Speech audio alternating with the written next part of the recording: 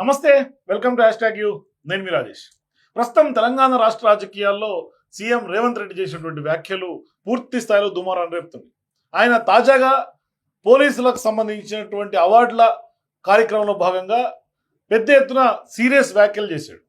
రాష్ట్రం అధోగతి అయిపోయిందని, మరోవైపు ఉద్యోగ సంఘాలు సహకరించాలని, లేదంటే రాష్ట్రం అప్పుల పాలైపోయిందని, మరోవైపు పెద్ద ఎత్తున అప్పు పుట్టడం లేదని, మరోవైపు కేంద్ర మంత్రులు కూడా సీఎం రేవంత్ రెడ్డి వెళ్తుంటే అపాయింట్మెంట్లు ఇవ్వట్లేదని, ఆఖరికి ఒక దొంగలాగా చూస్తున్నారంటూ కూడా ఆయన చేసినటువంటి వ్యాఖ్యలు తీవ్ర స్థాయిలో చర్చనీయాంశంగా మారుతున్నాయి. సో ఇట్లాంటి సందర్భాల్లో రేవంత్ రెడ్డి ఎందుకు ఆ తరహా వ్యాఖ్యలు చేశారు? నిజంగానే ఇప్పుడు ఆర్టీసీ సమ్మె, అట్లాగే ఉద్యోగ సంఘాలు కూడా వాళ్ళకు ఉన్నటువంటి డిమాండ్ను అనగదొక్కే ప్రయత్నంలో భాగంగా ఈ వ్యాఖ్యల్లో ఏమన్నా వ్యూహం ఉందా, లేదంటే ఉన్నట్టుగా మాట్లాడి నిజంగానే సీఎం రేవంత్ రెడ్డి కుల్లం కుల్లాగా బట్టలు ఊడదీసి ఇవాళ తెలంగాణ రాష్ట్ర ఖజానాను ప్రజల ముందుంచారా? ఎందుకు పదే పదే ఇటువంటి వ్యాఖ్యలు సీఎం రేవంత్ రెడ్డి చేస్తున్నారు? మాట్లాడదాం. మనతో పాటు సీనియర్ జర్నలిస్ట్ విశ్లేషకులు జకీర్ గారు మనతో పాటు జాయిన్ అవుతున్నారు. డిస్కస్ చేద్దాం. సార్ నమస్తే. సార్, సీఎం రేవంత్ రెడ్డి వరుస వ్యాఖ్యలు చూస్తా ఉంటే రాష్ట్ర ఖజానా గురించి ఆయన కొంత సంచలన వ్యాఖ్యలుగానే చూడాలి. అసలు ఇప్పుడు ఆయన రీసెంట్ గా చేసినటువంటి వ్యాఖ్యలు ఆఖరికి దొంగలుగా చూస్తున్నారని, రాష్ట్రం అధోగతి అయిపోయిందని, సంసారం గుట్టుగా చేసుకోవాలని ఇటువంటి వ్యాఖ్యలన్నీ చేస్తున్నారు. ఎందుకు ఈ తరహా వ్యాఖ్యలు చేయాల్సి వస్తోంది సీఎం రేవంత్ రెడ్డికి అంటే ఏం చెప్తారు? అంటే ఆయన మాట్లాడే రోజు కొన్ని పత్రికల్లో ఒక హెడ్లైన్ వచ్చింది అనమాట. ఏంటంటే ఉద్యోగ సంఘాల హెచ్చరిక అని వచ్చింది. ఉద్యోగ సంఘాల వార్నింగ్ ఎవరికి? గవర్నమెంట్. ఉద్యోగులు అనేవాళ్ళు వేరే గ్రహం నుంచి దిగిన వాళ్ళు కాదు, వాళ్ళు ప్రభుత్వంలో భాగస్వాములు. ఓకే, ప్రభుత్వానికి సంబంధించిన ప్రజల సొమ్మును, అంటే ప్రజాధనాన్ని ప్రభుత్వం ద్వారా జీతం రూపంలో తీసుకుంటున్న వాళ్ళు ప్రభుత్వానికి వార్నింగ్ ఇస్తున్నారు. అంటే సాధారణంగా ప్రభుత్వ ఉద్యోగులందరూ కూడా, అంటే నాట్ ఓన్లీ తెలంగాణ, ఆంధ్రప్రదేశ్, అన్ని రాష్ట్రాల్లో కూడా ఈ పరిస్థితి ఉంది. చాలా రాష్ట్రాల్లో ఉంది ఈ పరిస్థితి. అంటే మాకు హక్కు, మేము ప్రభుత్వాన్ని బెదిరించగలం, అవసరమైతే ప్రభుత్వాన్ని పడగొట్టగలం అని గతంలో ఎన్టీ రామారావును పడగొట్టిన సందర్భాలు ఉన్నాయి, గతంలో జయలలితను పడగొట్టిన సందర్భాలు ఉన్నాయి, గతంలో హిమాచల్ ప్రదేశ్ ఇంకేదో రాష్ట్రంలో అక్కడి ప్రభుత్వాన్ని పడగొట్టిన సందర్భాలు కూడా ఉన్నాయి. ఏది ఉద్యోగుల మాట వినకపోతే. అయితే ఉద్యోగుల గొంతమ్మ కోరికలా, లేకుంటే అవి నిజమైన కోరికలా?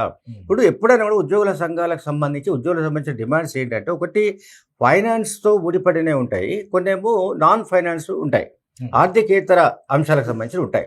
సో ఆర్థికేతర అంశాల విషయంలో ప్రభుత్వం కొంత చొరవ తీసుకొని వాటిని పరిష్కరించడానికి సాధ్యమవుతుంది.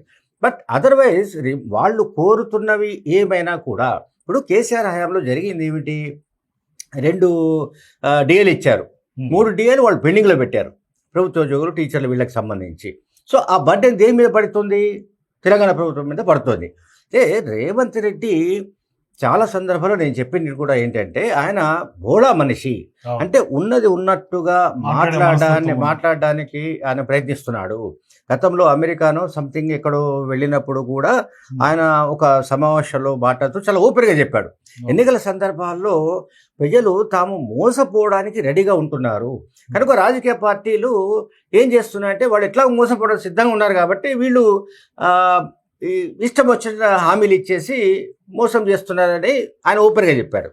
అది కాంగ్రెస్కి వర్తిస్తుందా, బీఆర్ఎస్కి వర్తిస్తుందా, బీజేపీకి వర్తిస్తుందా అనట్లేదు, ఆయన జనరల్గా ఒక కామెంట్ చేశారు. ఆ తర్వాత రీసెంట్గా ఐపీఎస్ అధికారుల గురించి కూడా మాట్లాడాడు. నాకు ఈ అధికారుల పనితీరు సంతృప్తికరంగా లేదు, ఈ రకమైన పరిస్థితి ఉంటే ప్రభుత్వం సక్రమంగా నడవజాలదు అని కూడా ఆయన అన్నాడు. సో దాంతో ఐఏఎస్, ఐపీఎస్, ఇతర అధికారుల్లో అసంతృప్తి వచ్చింది, అది వచ్చింది, ఇది వచ్చిందని కొన్ని కథనాలు వచ్చాయి. సో ఇప్పుడు లేటెస్ట్గా ఆయన ఒక మనం ఏమంటాం, తేనె తుట్టెనే కదిపినట్టుగా కదిపేశాడు. ఏంటంటే, తెలంగాణ రాష్ట్రానికి ప్రతి నెల వచ్చే ఆదాయం 18,500 కోట్ల రూపాయలు. కోసుకు తిన్నా అంతకు మించి రాదు, అంటే లేదు రాబడి, అంటే ఆదాయం లేదు. సో ఆదాయం లేదు అని చెప్పడం కంటే ఆదాయం ఎట్లా సృష్టించాలనేది కదా సీఎం రేవంత్ రెడ్డి, లేకుంటే ఏ ముఖ్యమంత్రి అయినా బాధ్యత తీసుకోవాల్సింది. రైట్, అది కరెక్ట్, 100% ఒప్పుకోవాలి. అయితే ఆదాయ మార్గాలు లేవన్న విషయాన్ని కూడా ఆయన పరోక్షంగా చెప్తున్నాడు. ఆదాయ మార్గాలు ఎక్కడి నుంచి వస్తాయి? మీకు పెట్టుబడులు రావాలి, మౌలిక వసతులు పెరగాలి, పరిశ్రమలు రావాలి, అండ్ ఉపాధి కల్పన జరగాలి. సో ఇదంతా ఒక ప్రాసెస్. ఈ ప్రాసెస్ జరిగితే తప్ప మీకు సంపద సృష్టించే అవకాశం లేదు, సంపద సృష్టి జరగదు. ఇక్కడ ఏమవుతుంది, రేవంత్ రెడ్డి ప్రభుత్వం అధికారంలోకి రాగానే జరిగిందంతా ఏంటంటే గతంలో ఏదైతే కేసీఆర్ హయాంలో జరిగిన అప్పులు ఉన్నాయని, ఉదాహరణకు కాంట్రాక్టర్లకు కనీసం 50,000 కోట్ల రూపాయలు బకాయి పడ్డ చరిత్ర కేసీఆర్ ప్రభుత్వానికి ఉంది. 50,000 కోట్లు అప్పట్లో 2023 వరకు దిగిపోయే వరకు కాంగ్రెస్ అధికారంలో వచ్చే నాటికి కాంట్రాక్టర్ల బిల్లులు పెండింగ్లో ఉన్న 50,000 కోట్లు అండి. సో 50,000 కోట్లలో నెలకు మీకు ఇంచుమించు 7,000 కోట్ల దాకా అవుతుంది. ఏది కట్టాల్సి వస్తుంది. ఎవరు కట్టాలి? ఈ గవర్నమెంటే కట్టాలి. అట్లాగే ఇప్పుడు జీతభత్యాల విషయానికి వస్తే ఈ 18,500 కోట్ల ఆదాయంలో వాళ్ళకి 5,500 కోట్లకు పైగా జీతభత్యాలకు పోతాయి. ఇది కాకుండా పెన్షన్స్, ఇవి కాకుండా ఇంకోటి ఇప్పుడు ఏంటంటే సంక్షేమ కార్యక్రమాలు అనేవి మస్ట్ అండ్ షుడ్. అవి కనుక సంక్షేమ కార్యక్రమం నుంచి ఒకసారి పక్కకు జరిగితే గవర్నమెంట్ పని అయిపోయిందనే ఒక వాదన వస్తుంది, ఒక రకమైన ఇంప్రెషన్ ప్రజల్లో కలుగుతుంది. కనుక ఇక్కడ ముఖ్యమంత్రి రేవంత్ రెడ్డి చెప్తున్నది ఏమిటంటే, నేను ఉన్నట్టు చెప్తున్నా, నన్ను కోసిన అనా పైసా కూడా రాదు. సో పరిస్థితి ఇట్లా ఉంది, దీన్ని అర్థం చేసుకోండి.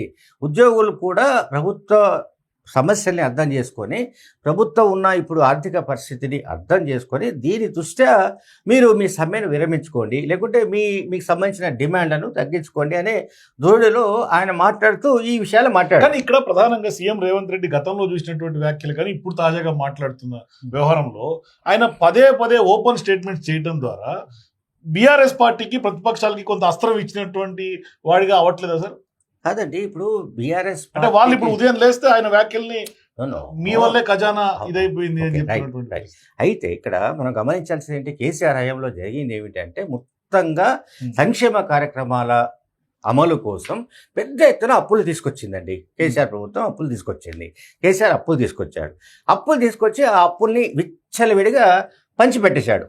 అది ఏంటి, కేసీఆర్ కిట్స్ కావచ్చు, ఇంకోటి కావచ్చు, XYZ దాదాపు 36-37 పథకాలను ఆయన ఓటు బ్యాంక్ రాజకీయాల కోసమే పంచిపెట్టి పారేశాడు. అది ఏ బంధు అయినా కానివ్వండి, విచ్చలవిడిగా పంచిపెట్టి పారేశాడు. అది ఓటు బ్యాంక్ పాలిటిక్స్ కోసమే పంచాడు, అది అందరికీ తెలిసిన విషయమే.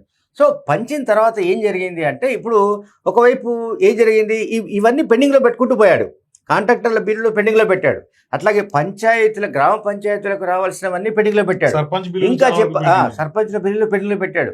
ఇంకా చెప్పాలంటే ఏమంటాం, పెన్షనర్స్ కూడా పెండింగ్లో పెట్టాడండి. పెన్షనర్స్ కూడా దాదాపు 1,000 కోట్ల రూపాయల అవి పెండింగ్లో పెట్టాడు. దాదాపు పెన్షన్స్కి వచ్చేసి ఏంటంటే, ఇప్పుడు మనకు జీతభత్యాలకు ఎంత అవుతుంది, 5,500 కోట్లు అనుకున్నాం కదా. అయితే వీళ్ళు ఈ గవర్నమెంట్ ఉన్నప్పుడు రిటైర్మెంట్ బెనిఫిట్స్ 8,500 కోట్ల రూపాయలు పెండింగ్ పెట్టాడు. ఎవరు పెట్టారు? కేసీఆర్ పెట్టాడు, రేవంత్ రెడ్డి కాదు. రేవంత్ రెడ్డి అంటే ఈ 8,500 కోట్లను కూడా కట్టాల్సి ఉంది. రెండోది, రిటైర్డ్ అయిన ఉద్యోగులు 3 లక్షల మంది ఉన్నారు. వాళ్ళ పెన్షన్స్ 9,000 కోట్ల రూపాయలు పెండింగ్లో పెట్టాడు. చూడండి. తర్వాత ఇంకోటి ఏం చేశాడంటే కేసీఆర్ చాకచక్యంగా రిటైర్మెంట్ బెనిఫిట్స్ ఇవ్వాల్సి వస్తుందనే ఉద్దేశంతో 58 ఏళ్ల వయసు నుంచి 61కి పెంచాడు. చూడండి, దేనికి పెంచాడు? ఆల్రెడీ రిటైర్మెంట్ బెనిఫిట్స్ ఇచ్చే పరిస్థితి లేదు, దాన్ని ఆపాడు. అంటే ఉద్యోగులకు ఏమైనా అన్యాయం చేశారు అంటే, ఎవరైనా చేశారు అంటే కేసీఆర్ మాత్రమే. అది రేవంత్ రెడ్డి చెప్పదలుచుకున్నాడు. రేవంత్ రెడ్డి కేసీఆర్ మాట్లాడకుండానే, కేసీఆర్ పేరు ఎత్తకుండానే ఇవన్నీ మాట్లాడుతున్నాడు. అంటే గతంలో జరిగిన అప్పులు ఏవైతే తెచ్చారో చాలా సందర్భాల్లో గతంలో రేవంత్ రెడ్డి చెప్పింది ఏంటంటే, కేసీఆర్ హయాంలో జరిగిందంతా కూడా అప్పులు అని చెప్పాడు. మనం కూడా విన్నాం, అసెంబ్లీలో అన్నాడు ఆయన. సో ఈ తప్పులు ఏమిటి? కాళేశ్వరం లాంటి ప్రాజెక్టు, ఆ ప్రాజెక్టుకు సంబంధించి జరిగింది ఏమిటి? ఆ కాంట్రాక్టర్లకు ఇప్పటికీ బిల్లులు పెండింగ్లో ఉన్నాయి.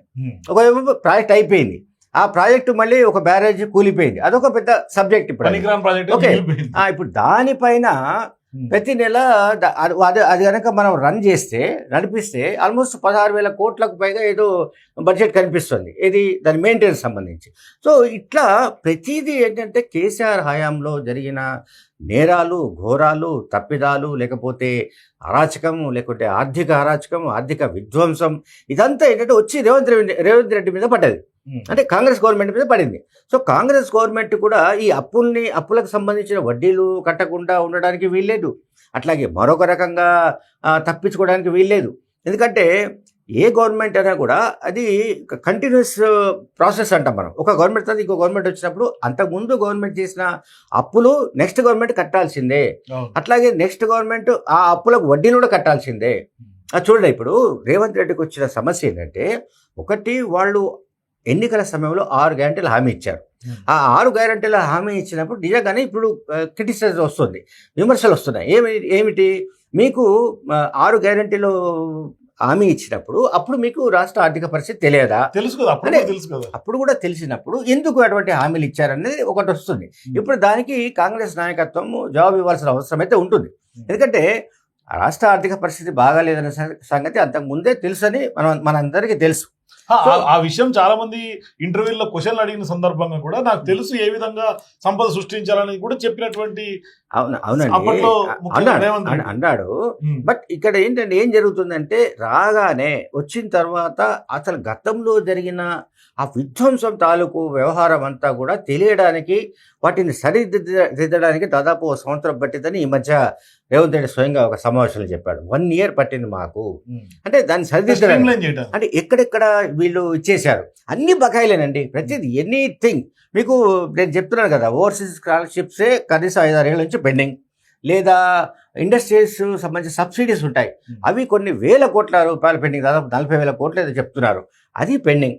అంటే కేసీఆర్ చేసింది ఏంటంటే, అన్ని బిల్లులు అన్ని రకాల బకాయిలు అన్ని పెండింగ్ కేసీఆర్ అని చెప్తున్నారు. కానీ ఆయన మొన్న రజతోత్సవ సభలో మాట్లాడతా మా టైంలోనే బంగారు తెలంగాణ, మొత్తం ఇప్పుడు తెలంగాణ విధ్వంసం ఆయన చెప్తున్నాడు. అసలు ఎప్పుడు విధ్వంసం జరిగింది అసలు ఇదంతా కూడా? ఇప్పుడు విధ్వంసం అనేది 15 నెలల్లోనూ 16 నెలల్లోనూ ఏ ప్రభుత్వం కూడా చేసే ఛాన్సెస్ లేవు. విధ్వంసం అనే దానికి ఏదైనా జరిగితే చేస్తే దానికి ఒక స్పాన్ ఉంటుంది. 10 ఏళ్ల టర్మ్ టీఆర్ఎస్ ఉంది కనుక కేసీఆర్ ముఖ్యమంత్రిగా ఉన్న కాలంలోనే ఇదంతా జరిగింది. అంటే ఆయన ఏంటంటే, గతంలో తాము ఏం చేశామో ఆ తప్పిదాలను చెప్పలేక ఆయన దాని నుంచి తప్పించుకోవడానికి బూటకపు మాటలు మాట్లాడినట్టుగా మనకు అనిపిస్తుంది. అన్నీ ఇప్పుడు చూడండి, డ్రామాటిక్గా ఉంటుంది కేసీఆర్ స్పీచ్ అంతా కూడా. అట్లాగే కేటీఆర్ కావచ్చు, ఇంకెవరైనా కావచ్చు, మేము సంపద సృష్టించాము అని పదే చెప్తుంటారు. ఆ సంపద ఎక్కడుంది అనేది ఇప్పుడు పాయింట్. సంపద కేసీఆర్ కుటుంబానికి లేకుంటే ఒక సామాజిక వర్గానికి పరిమితమైపోయి ఉందా, అక్కడ పోగుపడిపోయిందా, లేకుంటే ప్రజలకు చేరిందా అనేది పాయింట్.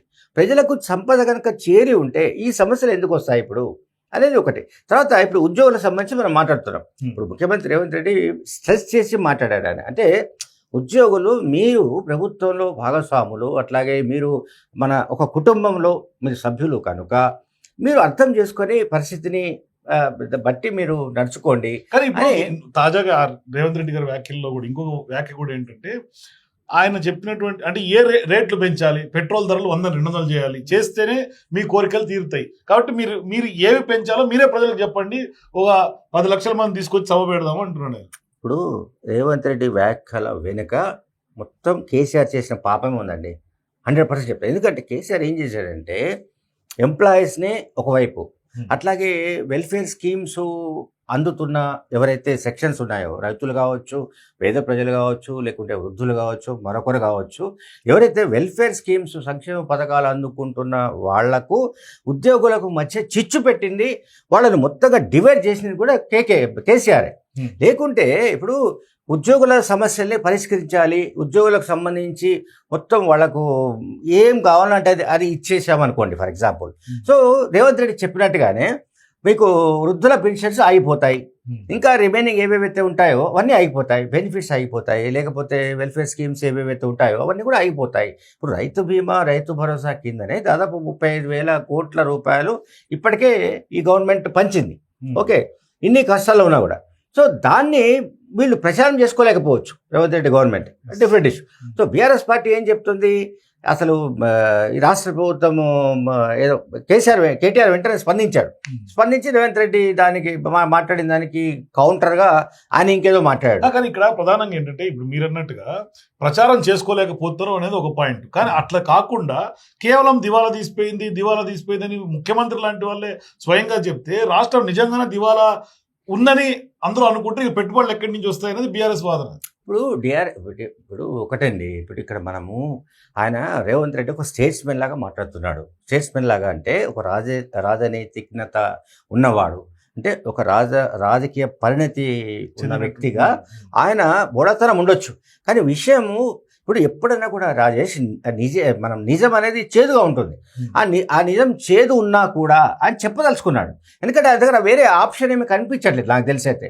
అదర్వైజ్ ఒకవేళ ఆప్షన్స్ ఏమి ఉన్నాయనుకోండి, అంటే ఆయన నిజంగానే పొలిటికల్గా కేసీఆర్ లాగా కనుక జిత్తుల మారై ఉంటే ఖచ్చితంగా డిఫరెంట్గా మాట్లాడేవాడు. దీన్ని ఇంకొక రకంగా బీఆర్ఎస్ పైన మొత్తం నెట్టేసి పారేసి ఆయన ఏం చేస్తే తనకు తానే మొత్తం వేసుకొని ఈ రకంగా పరిస్థితులు తలెత్తాయి. నేను దీనికి ఇంత కేటాయిస్తున్నాం, దానికి ఇంత అమలు చేస్తున్నాం, దీనికి ఇంత ఖర్చు పెడుతున్నాము. సో అల్టిమేట్గా మనకు ఒక రూపాయి కూడా పుట్టే పరిస్థితి లేదు. అంటే మీరు చెప్తున్నది ఏమిటంటే దివాలా తీసిందని ఆయన చెప్తున్నాడు కాబట్టి డబ్బు పుట్టదు అని చెప్తున్నారు. కానీ ఇక్కడ దివాలా తీసినట్టుగా ఆయన ఏం చెప్పలే, కానీ ఆయన మాటల్ని మనం పరోక్షంగా అర్థం చేసుకోవచ్చు. సో దానికి మళ్ళీ రేవంత్ రెడ్డి కానీ లేకపోతే కాంగ్రెస్ నాయకత్వం కానీ వివరణ ఇవ్వాల్సి ఉంటుంది ఖచ్చితంగా. ఎందుకంటే అప్పులు పుట్టడం లేదు అంటే అప్పులు పుట్టడం లేదు అనే విషయాన్ని ముఖ్యమంత్రి హోదాలో చెప్పొచ్చా చెప్పకూడదా అనే ఒక ప్రశ్న ఉంది. సో అట్లా చెబితే జరిగే నష్టం ఏమైనా ఉందా అనేది కూడా చెక్ చేసుకోవాల్సి కాదు. కేంద్ర మంత్రుల అపాయింట్మెంట్ ఇవ్వట్లేదు, దొంగల్లాగా చూస్తారు, చెప్పులు కూడా ఎత్తుకెళ్ళిపోయేలాగా చూస్తారు. అంటే ఒక సీఎం స్థాయి వ్యక్తి ఇంత డైరెక్ట్ గా మాట్లాడటం అనేది ఎంతవరకు కరెక్ట్ అనేది కూడా కొంత చర్చ జరుగుతుంది. కొన్ని విషయాల్లో ఏంటంటే ఇప్పుడు ఆయన అంటే మీరు నిన్న అబ్జర్వ్ చేశారో లేదో వీడియో నేను చూశాను. ఆయన మాట్లాడుతున్నప్పుడు అంటే నన్ను కోసిన అనా పైసా కూడా బయటకు రాదు, ఈ వచ్చే ఆదాయానికి మించి నేను ఏమీ చేయలేని మాట్లాడుతున్నప్పుడు ఆయన కళ్ళలో నీళ్ళు తిరిగాయండి. ఆయన గద్గద స్వరంతో మాట్లాడాడు. ఆయన ఏమి ఆవేదనతో మాట్లాడాడు, చాలా ఆవేదనతో మాట్లాడాడు. ఈ పరిస్థితిలో నేను ఏం చేయాలి, ఇప్పుడు నన్ను ఏం చేస్తారు మీరు చెప్పండి, కొరుకొని తింటారా కోసుకొని తింటారా అని కూడా మాట్లాడాడు. సో ఆ కాంటెస్ట్ తోటే ఆయన చెప్పింది ఏంటంటే మనకు పతారా లేదు, అంటే పరపతి లేదు, అప్పు పుట్టడం లేదు. అప్పు ఎందుకు పుట్టడం లేదంటే రాష్ట్రం ఈ రకమైన క్రైసిస్ లో ఉంది అని చెప్పడం. ఈ క్రైసిస్ దేనికి కారణం అంటే కేసీఆర్ 10 ఏళ్ల పాటు చేసిన విధ్వంసానికి సంబంధించిన ఒక రూపం ఏది ఇప్పుడున్న క్రైసిస్.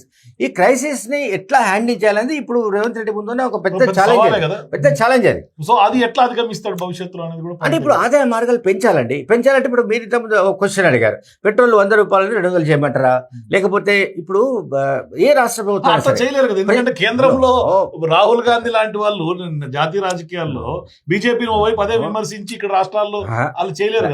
కాదండి, అందరూ కూడా చంద్రబాబు నాయుడు నుంచి రాజశేఖర్ నుంచి కేసీఆర్ వరకు అందరూ చేసిన పరంతా ఏంటంటే ప్రతిదీ ఉచితం, లేకపోతే అదే ఉచిత కరెంటు నుంచి మొదలుకుంటే ప్రతిదీ దాన్ని ఏమంటారు సబ్సిడీలు, ఇంకొక రకమైన ఈ ప్రక్రియ అంతా దాంతో ఏంటంటే మొత్తంగా కుప్పగొలిపోతుంది వ్యవస్థ అంతా. సో దీన్ని సరిదిద్దడానికి సంబంధించి ఏంటి మార్గాలు, ఆదాయ మార్గాలు పెంచాలంటే ఏం చేయాలి, ప్రజలపైన భారం పెంచాలి. ప్రజల్లో భారం పెంచితే ప్రజల్లో వ్యతిరేకత వస్తుంది.